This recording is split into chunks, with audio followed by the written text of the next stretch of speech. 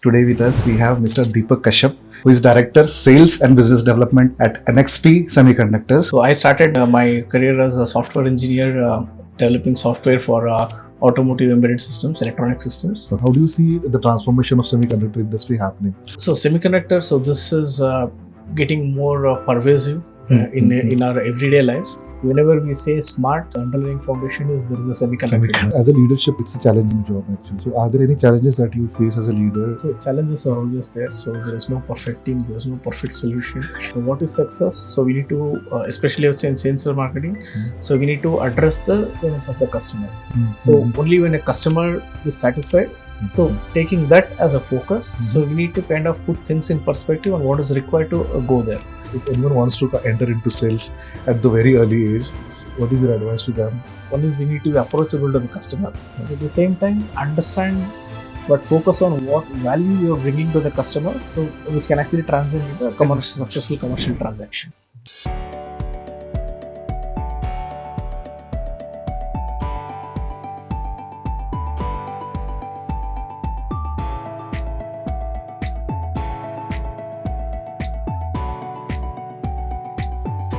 Welcome to another chapter of Built on Brains. Today with us we have Mr. Deepak Kashyap, who is Director Sales and Business Development at NXP Semiconductors, and he will be sharing a lot of his experience in sales and marketing, which can be utilized by small companies, mid-sized companies to scale up their business. So I welcome you, sir, on this podcast.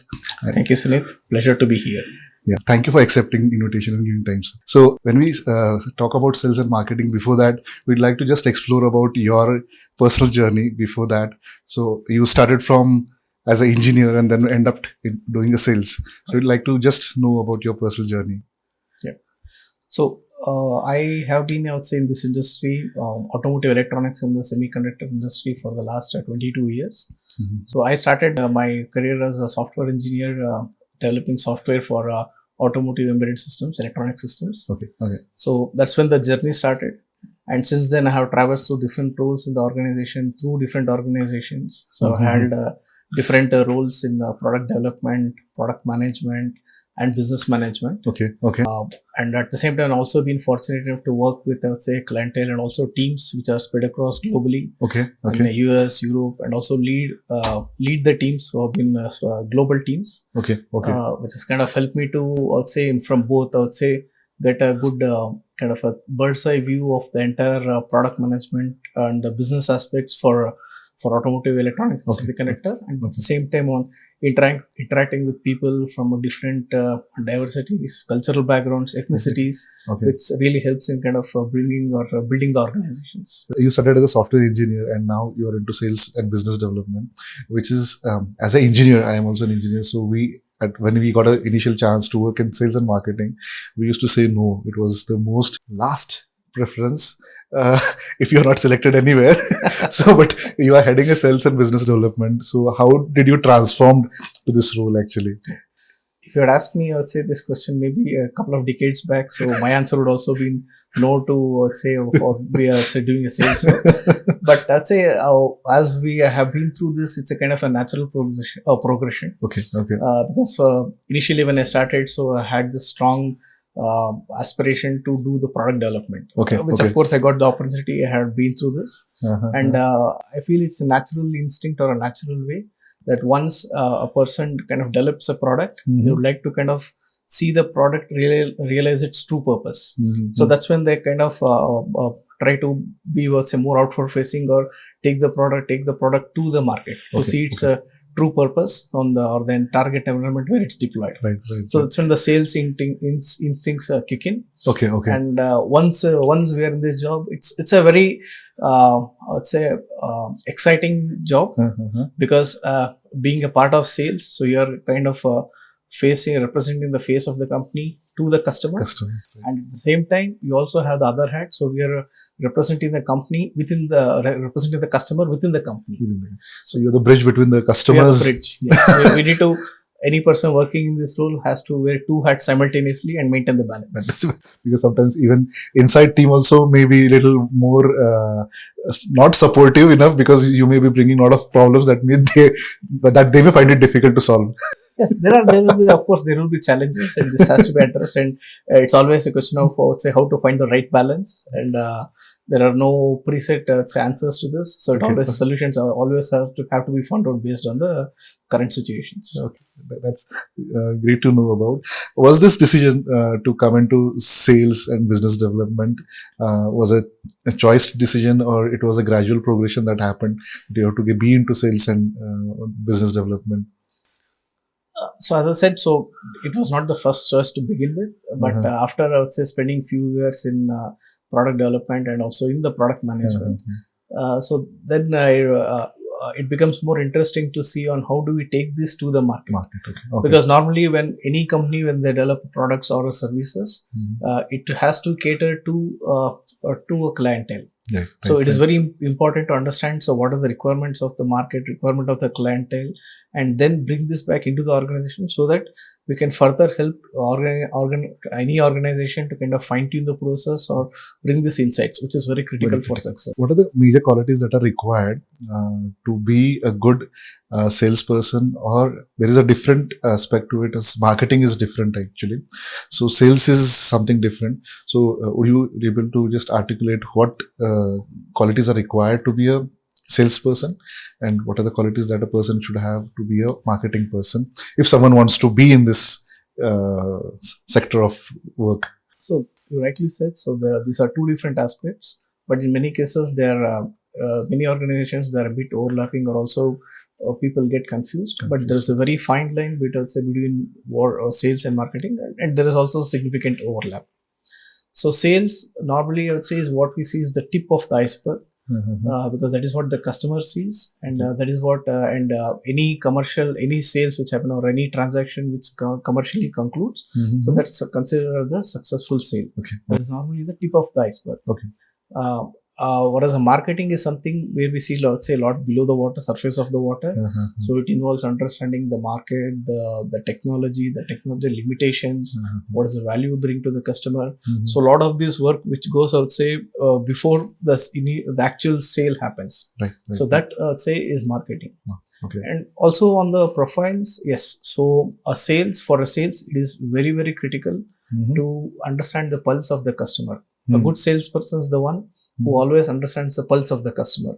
In short term, I would call it KYC, know your customer. Okay. So they should always know the customer. So what is the customer challenges? What is the customer going through? It could be financially or organizational, or what is customer really looking for. And when we are able to solve this problem of the customer, only then customer sees a lot of value in us. So that is very critical for the sales. Marketing is of course encompassing sales, but they would have a broader view, because marketing is more looking at, I would say, from a market standpoint, from a product standpoint, technology standpoint. So for them, it is critical to understand on how is the sample set of the customer, how is the market, how to know the product market fit, what is the value which can we bring in or an organization brings in to the market or to the customers. So it is more, I would say, on the bigger picture. Sales is, I would say, very much focused, I would say, on the key clientele. So sales is often considered to be a little painful job. So persistency, which many people lack, is one thing that is required. So what are the other things that a person should have? Because any organization, may it be a small organization or it may be a big company, cannot survive without sales and marketing. Yes. Because initially, even I assumed that I have good skills in operations, so I can build up a company. But ultimately, today what I am doing is marketing and sales. So I took years to understand this. So I no more hate it, I can say. It has become a part of my professional growth also. So, but the people who want to get into this field, or the startups who want to build their business, what are the qualities they should have, or what are the things they should do so that they have this pipeline first in place so that they can sell something that they have. So as you rightly said, so once you have the product, so then of course we need to actually take it to the market. So that's when I would say the sales and marketing instincts kind of kick in for any person. Persistence is the key, and I would say never give up. A customer might say, initially I would say it would be a first pitch with the customer, and the customer might be totally not interested. But for a key salesperson, for a salesperson, it is key to understand on why the customer said no. What we thought would be of value to them, but for them it was not the case. So there was a gap, I would say, in what they need and what we were proposing or what we were offering them. So it is key to understand this gap. So that is where we can really bring value to the customer. At the same time, persistence, never give up. The product might also be suitable for or be needed by the customer, but there could be other multitude of factors on why customer may not be interested for now. It could be financial constraints, it could be organizational constraints. So we need to really peel the layers to see on what needs to be addressed to for this to get through, to make to have to address to the customer needs. Okay. So when it comes to sales also, the biggest challenge that most of the companies that we are discussing with face is getting in appointments with the companies actually. So they fail to get appointments, and then it's very difficult to sell. So getting appointments with small companies or startups or B2C, it's really easy, but B2B business is tough. So what are your perspectives, and can you guide something to our audience on that? So B2B is really tough because B2B is especially, we need to bring a lot of value because this is very business driven, and there is no end consumer sentiment or aspect which we can build into that. Hence, for B2B, it is utmost critical that we find where we understand what are the needs of the customer and how do you approach customer. Again, nowadays we have a lot of tools and means at our disposal. So it could be through social media marketing, it could be through any of the online channels. So we need to understand, so what are the challenges of the customer we are trying to address to. If they're not speaking, that's where the picture comes into. If they are not understanding or giving any response, so what a person can do to make sure that they are at least heard, that you're there in the market. So again, if we go to a customer and if the response is cold, so then again it's a kind of a maybe tip of the iceberg. So, but we need to really see on what is underneath this, below the surface of the water, to see. So what is really blocking this? So one is maybe it could be a relationship with the customer.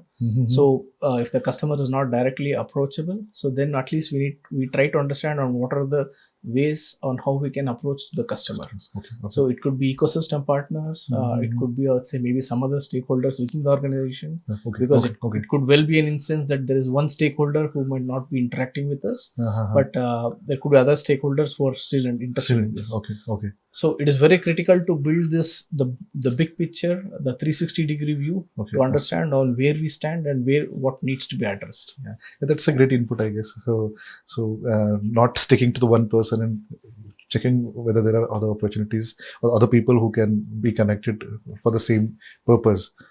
Exactly, especially when we are dealing with large organizations. So there are a lot of organizational dynamics, and there will be multiple stakeholders who need to be addressed for to close one transaction. So we need to really understand on what are the interests or what are the KPIs for each of these stakeholders, and how do we balance their interests. There might be conflicts, and how to carefully balance the interests of all the essential stakeholders. It's a tough job, I guess. It's a very tough job. And I think so it requires a lot of patience and persistence.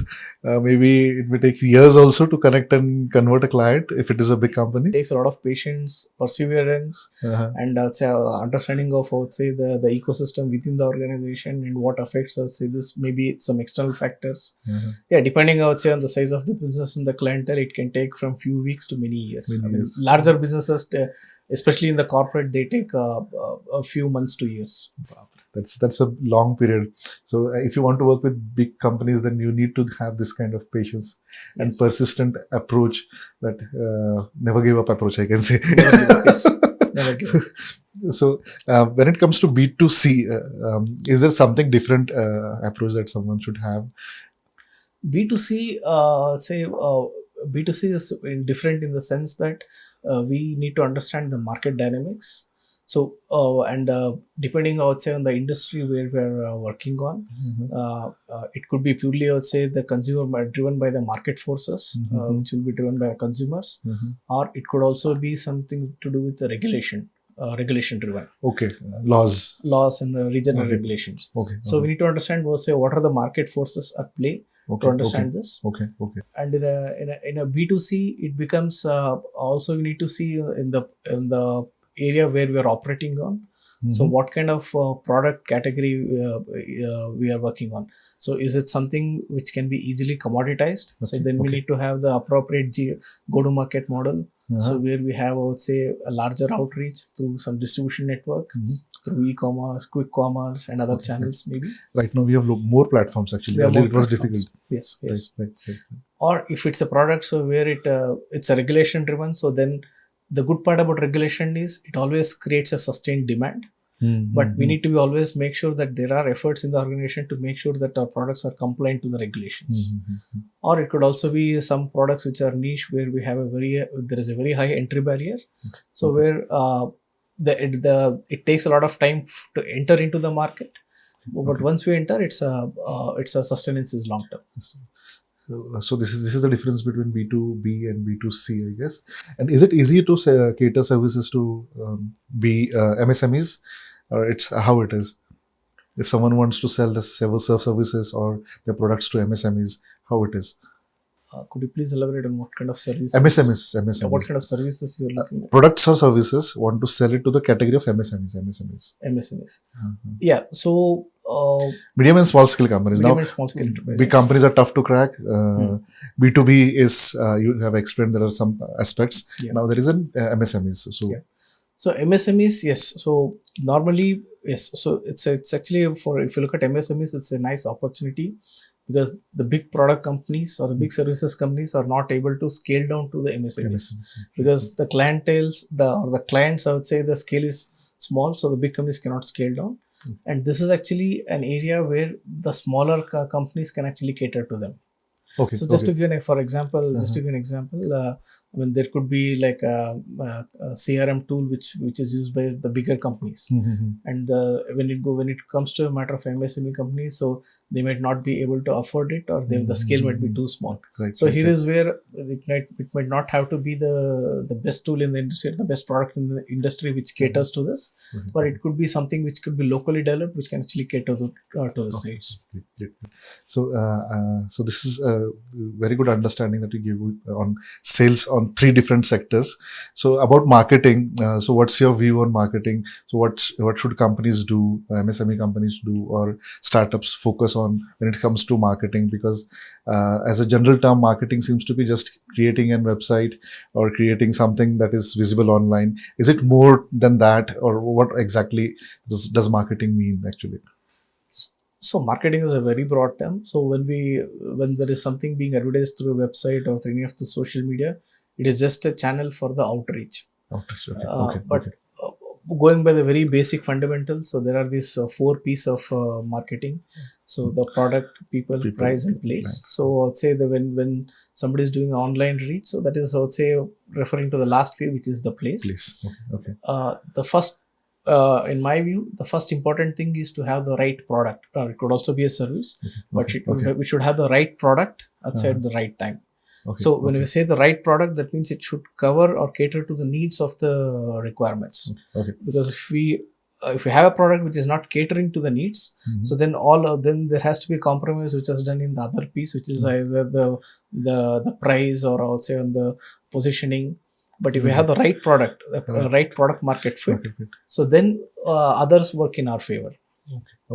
So these are the 4 P's that generally are referred by every person for the marketing and sales. That's great. As marketing and sales is very challenging, so what was the biggest challenge that you have faced, and how did you overcome that particular challenge? The biggest challenge is, of course, my personal experience. So it has been to kind of always, I'm working in a semiconductor industry, so it's a high-tech industry, and we need to kind of bring the solution to the life. So which requires a lot of partnership from the ecosystem partners. And and this is a very high-tech industry, and the ecosystem is not so widely available. So hence, one of the key challenges what we have faced is the customers needs this, and we do have the, let's say, the building block, how to bridge this gap, I would say, from what we have to what customer wants. This is the solution enablement. And this critical is to have it, I would say, to bring the solution within the given time frame and the cost constraints. This is the customer requirement. And the biggest, I mean, here we have overcome this, I would say, through some innovative methods to how we can, by engaging the local ecosystem. Sometimes I would say going to the, I would say, the most competent player in the ecosystem may not help us. I mean, either it may not fit the time or it may not fit the cost budget. So we need to find the, I would say, the right partner or the right channel on how we can actually bridge this gap. So this has been, I would say, one of our key challenges maybe in the last few years. So as a leadership, it's a challenging job actually. And when it comes to a leadership job, there are a lot of people you need to manage. So are there any challenges that you face as a leader, and how do you overcome those challenges in the team? So challenges are always there. So there is no perfect team. There is no perfect solution. This is, I would say it's an everyday job. But yes, so we always have to put things in context, because the singular focus, I would say, is go towards the success. So what is success? So we need to, especially I would say in sales or marketing, so we need to address the requirements of the customer. So only when a customer is satisfied, only then it will be considered as success. So taking that as a focus, so we need to kind of put things in perspective on what is required to go there. So it might not be the same in every case. So we might have to adapt depending on the circumstance and the customer needs. How do you see the transformation of semiconductor industry happening? So where it is right now and what we can see in future, and where is India specifically in semiconductors? So semiconductors, so this is getting more pervasive in our everyday lives. So it was always there, but it's getting more pervasive because we are actually, our lifestyle is becoming more connected, and we are getting more, say, surrounded by all the smart gadgets, smart devices. And whenever we say smart, so the underlying foundation is there is a semiconductor device. Any electronic device is incomplete without.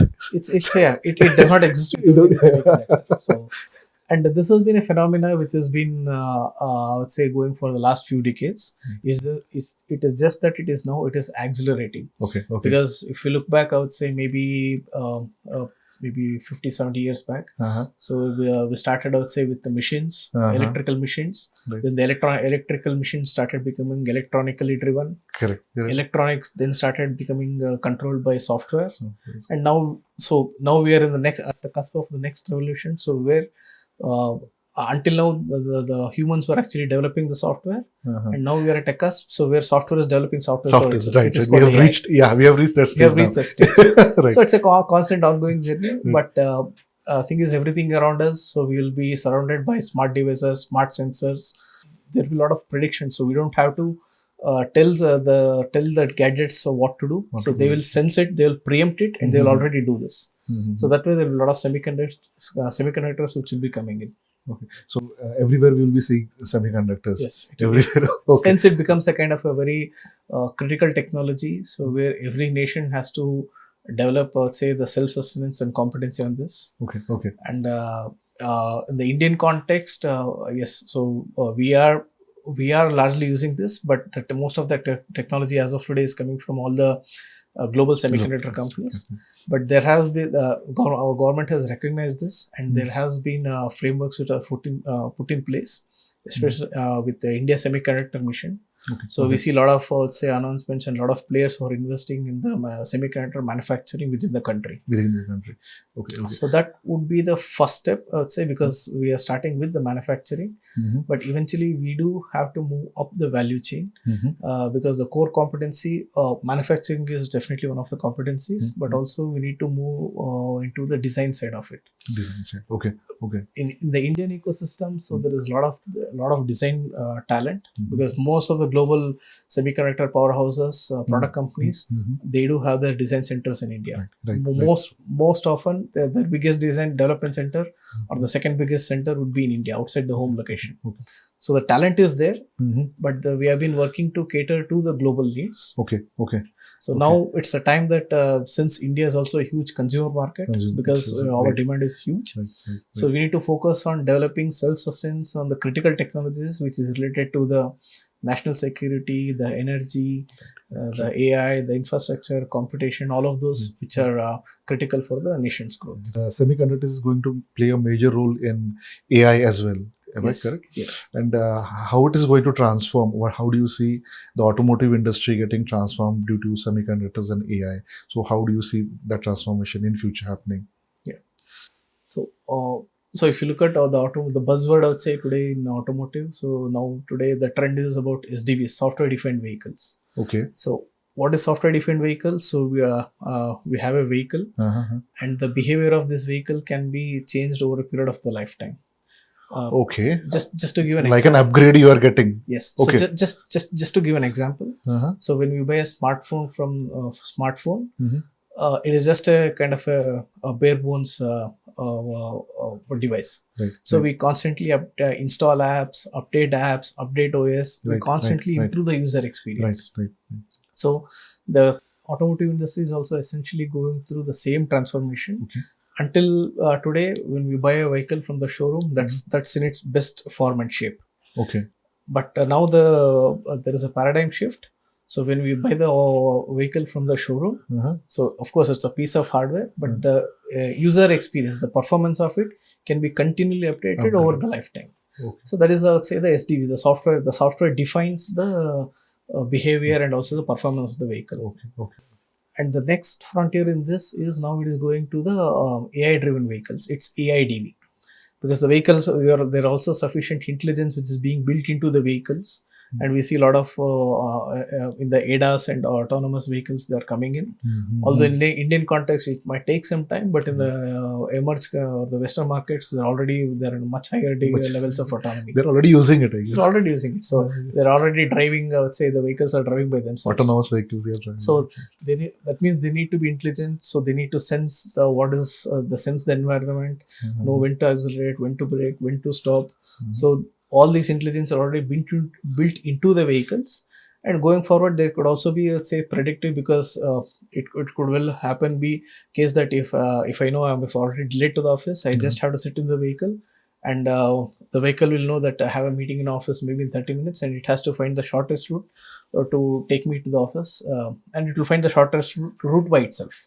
Oh my God. Okay. There can be much more. I'd say this is just a very simple use case, but there can be much more advanced use cases based on, I would say, monitoring the user behavior, the user health condition. For example, there are a lot of sensors also being built into the vehicle. If a user is going through some health emergency, then the vehicle can automatically park by itself and trigger an e-call system to the emergency center, or it can by itself drive it to the nearest hospital.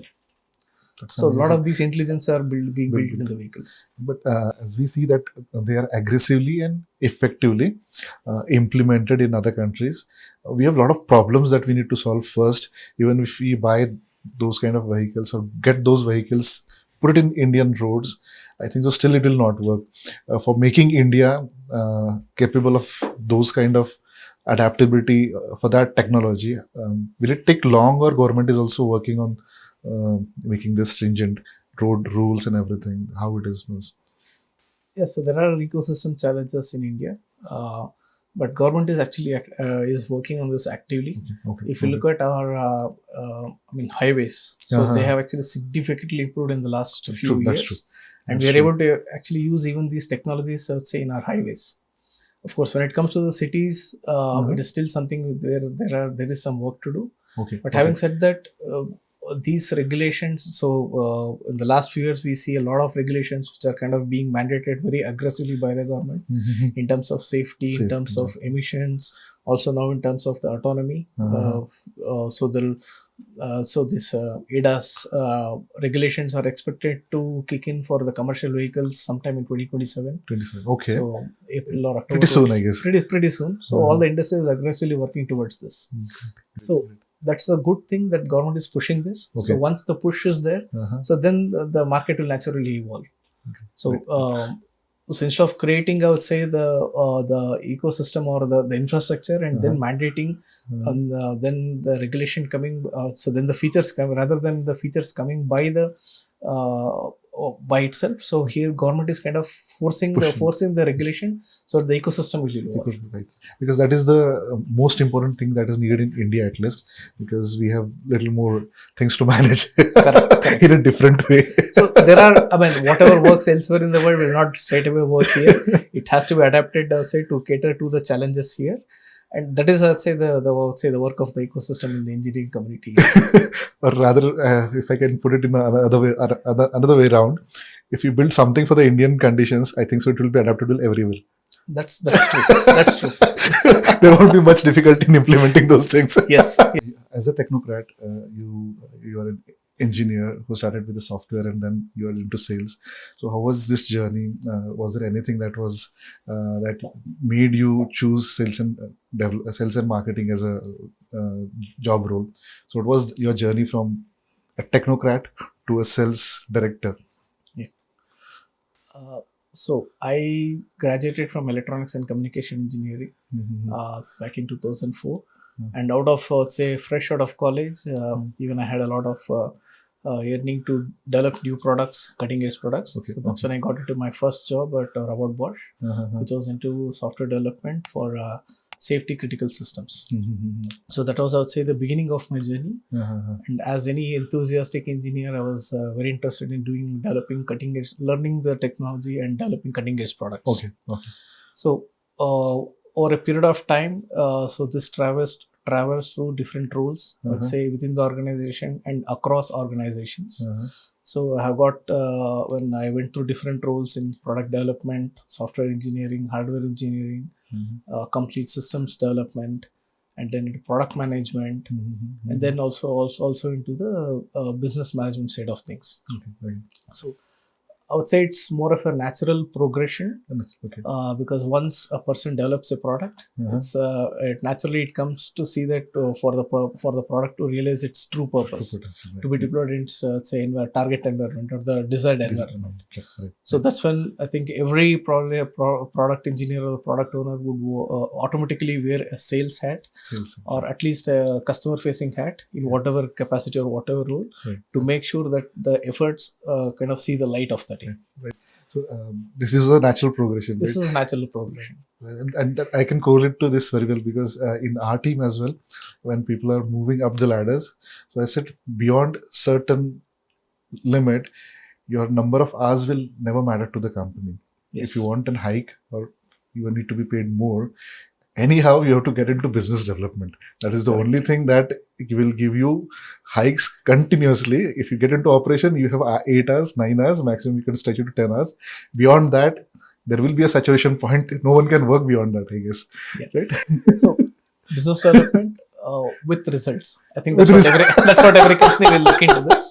But definitely, yes. Results matters. Otherwise, companies won't run. Yes, exactly. So there is no, we need to come out of this mindset of say 9 to 5 job framework.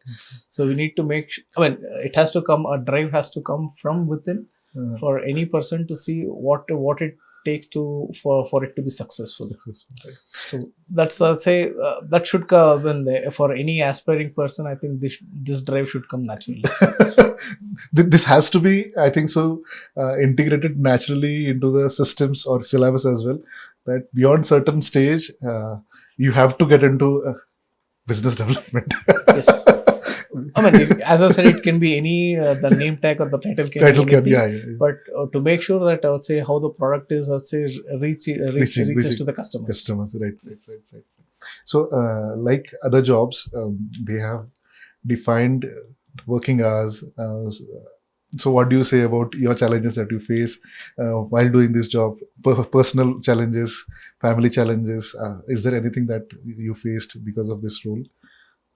Yeah, so challenges are there, and being, I would say, a customer facing role, Uh-huh. so we have to be always, I would say, available for the customer, and we cannot set constraints to the customer, I would say, on the time limit, or I would say on the availability, Right, right. because there could be a critical situation at the customer which we need to, which needs to be responded in time, and more often it happens that we end up, I would say, working with them, or working with the customers be well beyond office hours, and even sometimes even it may be on the weekends. Weekends.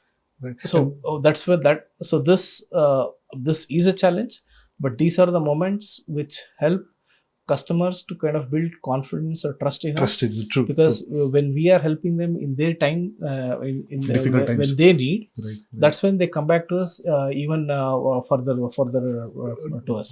That helps to build a strong relationship. Right, right, right. And when you are working with clients from across the globe, I think so there is no 9 to 6, because 9 to 6 everywhere is different. Correct. So it's 24/7. Very rightly said. So we need to be we need to adapt to say the time zones across the globe. And when it's a global, say, clientele, this will be a challenge. So this needs to be adapted. Yes. Right. So thank you for the inputs. So what are the 3 things that any company can do to build up their demand in the market? Any 3 steps you want to recommend, or to increase their potential of sales? Anything that you want to recommend for any small or mid-sized companies they can do? Yeah. See, first is for any customer, for any company, they need to understand. So what is their target customer base? So where they fit in the market. So that should be the first target. How can they do that? They can do it by market research. Market research, I would say, is one of the things. I would say one of the key tools to do this. Okay. To determine the market size, to determine, say, the positioning of the product, to understand who are the competitors, and how are we positioned against our competitors, what differentiators we bring, or what differentiators competitor has. So market research is one of the most powerful techniques and tools to do this. Okay. Otherwise, it's also through the networking, I would say, or maybe through personal. Could also be for primary research, so where we ourselves have kind of experienced the technology in the product. So there could be multiple ways how we can do this. Okay. And once we do this, through this process, we need to figure out on what is the best value selling we can give it to the customer. Value selling could be in terms of, I would say, the features of a product, differentiated features, what we have, or it could also be a time based, because at that point in time, customer might require this, or it could also be through some partnerships, so where we kind of bring a holistic solution. Okay. So we need to see through which of these means we can maximize the value to the customer. Okay. And the most important thing of sales, always try to create the demand of the product at the customer. So never try to sell the product directly. Okay. Explain what value we bring so that customer asks for the product. Okay. So these are the basic 3 steps that any company can do. It's not like push, it's like pull. It's more of, I would say, create a pull at the customer rather than we pushing to the product to the customer. Right. We should create that pull at the customer. And second step that you mentioned also may include R&D as well. Yes, right? Definitely. May include R&D, revise your product, upgrade your product, or maybe services, or anything that you are catering to your clients, right? Yes. Yeah. So this is a closed loop. So once we have product, no product is perfect, or no solution is perfect, or it might need to be adapted, improved, maybe even optimized. So this is a cycle which goes on. But the good thing is, once we know this from the customer, only then we can actually make sure we sharpen our tools to kind of win the deal. Right. That is where R&D comes. Yes. In any sector that R&D is required. Any sector, yes. It's not only or always in the product, it may be the different approach they are using, the different means of communication, or anything that is applicable. It can be anything, yes.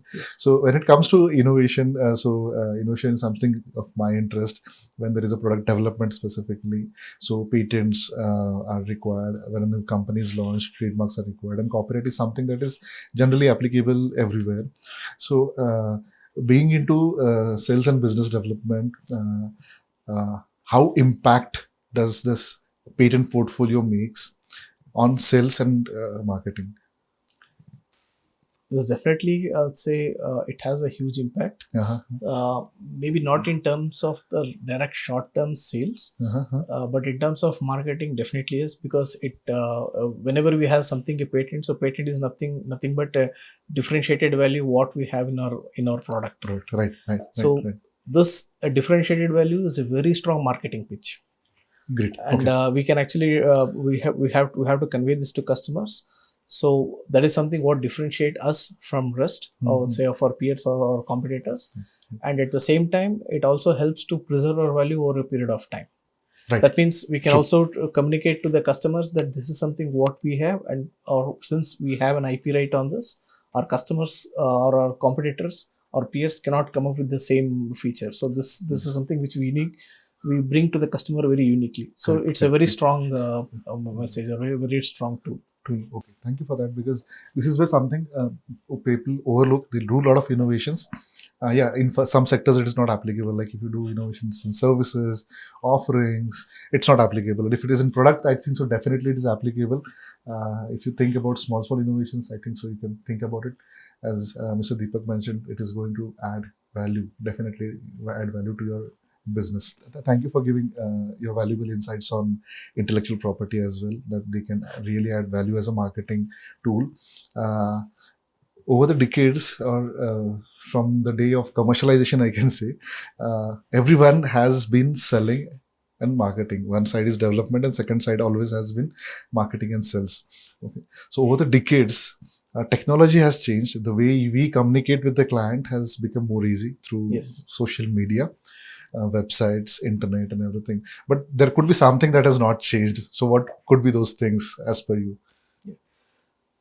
So yes, there are a lot of tools available at disposal, a lot of different methodologies which actually have helped to kind of make the process more efficient, more streamlined. It could be also digital tools, marketing tools, outreach tools, but ultimately at the end of the day, when a transaction has to close, it has to be a person on one side doing a sale, and I would say a person on the other side who's purchasing this.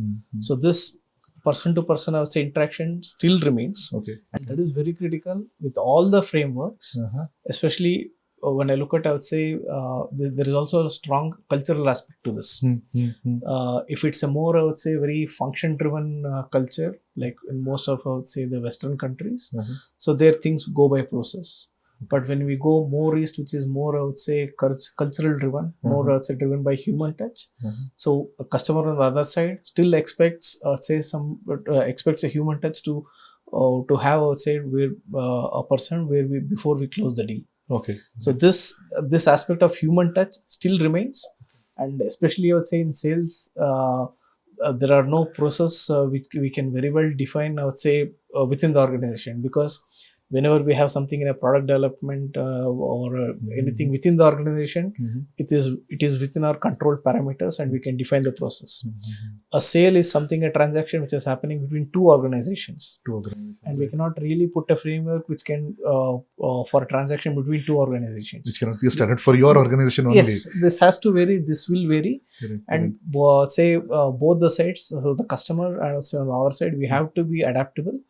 And this is what actually make the sales more interesting. So human touch, yes, I can feel that, because still, at least in India, we prefer meeting one-on-one. We tend to communicate orally more, on phone at least. We tend to write less mails. And when it comes to foreign clients as well, now a little easy with digital calls that we can make. But still, people mention that meeting in person, they give more understanding of a person in depth, I guess. Correct. Just to give an example, so we had this COVID days, so where nobody was supposed to travel, and we used to have online meetings. COVID days, so where everybody used to have, let's say, online meetings through different tools. But although we see that is still possible, but even today for the meetings, it has to be in person. Right. And if you are a salesperson, I think so meeting has to be your priority. Meeting has to be priority, yes. Otherwise sales won't happen. Correct. Sitting in the office. Correct. Definitely, yes. It has to be at the customer, for sure. Okay. So very interesting facts. We came to know about sales and marketing, about how to do business with the B2B, MSMEs, big companies, approaches that can be adapted. What would be your advice for the small or medium-sized companies who want to aspire and become MNCs? What should they do? One or two steps that you can recommend them so that they can immediately implement if possible. See, in the last, I think, few years, so we have seen a big wave of startups, or I would say, in the country Right. here. It's good that we see a lot of, I would say, aspiring youth and aspiring, I would say, people who want to create more value for in the country here. Right. Normally, so for startups, it is very easy because they try to see some problems within their ecosystem and try to build a solution for that. And this solution would work for, I would say, the ecosystem here. But this would often face challenges when it needs to be scaled, I would say, beyond the, I would say, the boundary Indian conditions geography. what they're defined. So boundary conditions could be, it could be a particular geography, it could be a place, a country, or a state. It can be anything. District, city, District, country. city, it can be anything. Geographical bounds is one, financial bounds is other. So there are a lot of constraints. So hence, the advice is, of course, you can start with this, but always try to get the bigger picture. And while defining, say, the product or the framework, or even setting up the organization, please keep in mind to make sure that these are scalable. That means the organizations, or it could be the finance, or it could be the product in terms of features. These are scalable beyond the current, I would say, the limits. Current demand. Current limits. Current limits. Okay. Suppose the product is done in India, and if you want to take it, say, to overseas, so then it might call for a different set of features, maybe different user interface. It could face different regulations. Okay. So there are a number of things. Right. These things have to be factored in the framework. They need not be done, I would say, from day one. So from 0 to 1, it could be just the product which is running, but these things have to be factored in when it requires for a scaling from 1 to n. So this is a good input because challenges are different, weathers are different, language is different, everything is different. Correct. So, and next thing about your advice, if anyone wants to enter into sales at the very early age, what is your advice to them? Because this is the ultimate thing that anyone gets into in future. Correct. So for the early people, it would be really advantageous, I can say, if they're getting from day one into sales and business development. So what is your advice to them? I mean, it does not have to, everyone does not have to end up in sales, but it's, I would say, it's a very interesting, I would say it's a very interesting job because, of course, I do this. Yeah. See, the advice is, we need to be, I would say, one is we need to be approachable to the customer. So because it is a customer facing role, so anything, sales and marketing, so these are like, these are the face of the company to the customer. So customer sees you as the company. So they need to build the customer needs to build a trust, say, in the person whom they're interacting with. So building trust, I would say, with customer is one of the key. And we need, and KYC, as I said, so we need to know your customer. So what are they, what are they doing? What are the challenges? How we can bring solution to them? How we can bring value to them?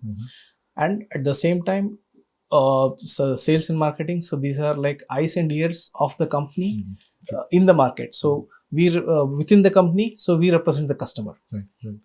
So we need to wear both the hats, and we need to kind of maintain a balance between what customer wants and what the company is offering, or how we can bring solution. So this would be the say the key challenge, and at the same time understand, or say, what is the value we are bringing to customer. Of course, it will end up, I would say, in a commercial transaction being a sales, but focus on what value we are bringing to the customer. So, which can actually translate into a successful commercial transaction. Right. Thank you very much for giving your time and valuable lessons on sales, marketing, and leadership roles, the challenges that you have faced, and how to overcome them. This will definitely help small and medium-sized companies to scale up their business and do sales and marketing effectively. So, thank you for giving your time. Thank you very much. Thank you, Sunit. It was a pleasure talking to you. Yes. Thanks for it. Thank you. And thank you for accepting the invitation on a very short note. Thank you. I really appreciate that. My pleasure. Thank you. And this video is sponsored by Brainiac IP Solutions, which is an intellectual property firm expert in building intellectual property strategies for MSMEs, startups, MNCs, and academics. So thank you for watching this podcast. If you like this podcast, please don't forget to like, share and subscribe to our channel, and also spread the knowledge that you are getting with the relevant fraternity. Also, if you want to learn something or if you want me to invite any expert, just write in the comment box. I will try my level best to invite those experts on this podcast also. Keep investing, keep inventing and keep earning tremendously. Thank you very much.